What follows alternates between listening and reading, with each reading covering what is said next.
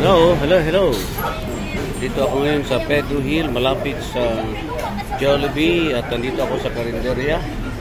Okay, ano mga ulam nila, oh, sari-sari pagkain, may torta, may adobo, may sweet, may bangus, may bukis. Okay, marami pong pagkain dito kaibigan, oh. Kumain po kayo dito sa may BLF Food Stall. Yan, oh. BLF Food Stall. Yan lang din. BLF Food Stall. Okay? So, kumain po ako dito kanina mga kaibigan. Tabi siya ng Angel's Burger mo mga kaibigan. Ito po ang BJF pala. BJF Food House. Okay? Ayan po mga kaibigan, no? Yan po ang kanilang. Pero alam mo, napapansin ko na nawagan tayo sa ating senior citizens na Office of the Senior Citizens or OSCA po mga kaibigan, kasi napansin ko po na ang mga senior kapag kumakain sa ganitong klaseng establishment sa mga karinderya ay hindi po nagbibigay sila ng discount. Ano ba talaga ang lagay dito sa ano ba ang batas natin?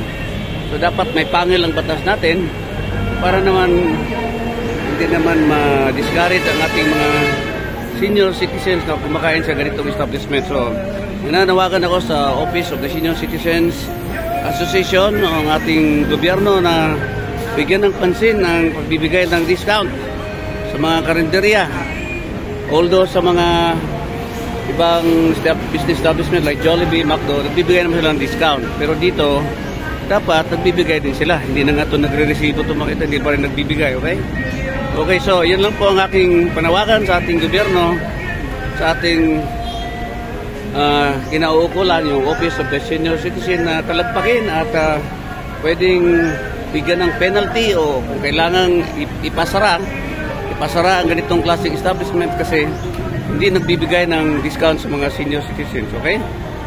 So hanggang dito na lang po, no? Again, nananawagan ako sa Office of the Senior Citizen na bigyan ng pansin ng mga senior citizen natin at kailangan kalagpagin ang mga karinderya o mga establishment na hindi nagbibigay ng discount sa mga ating senior citizens at para mabigyan ng penalty o pag umabot na sa ilang warnings ay pwede po isara, okay? Disiplina lang po mga kaibigan. Okay, ito si King Prince para sa Travel 369 nagpapaalam na at nananawagan ulit sa ating gobyerno, ating Pangulong Marcos na bigyan ng pangil ang ating batas pagdating sa discounting ng mga senior citizens. Okay, marami pong salamat. Mabuhay po tayong lahat. God bless us all. To God be the glory. God is good.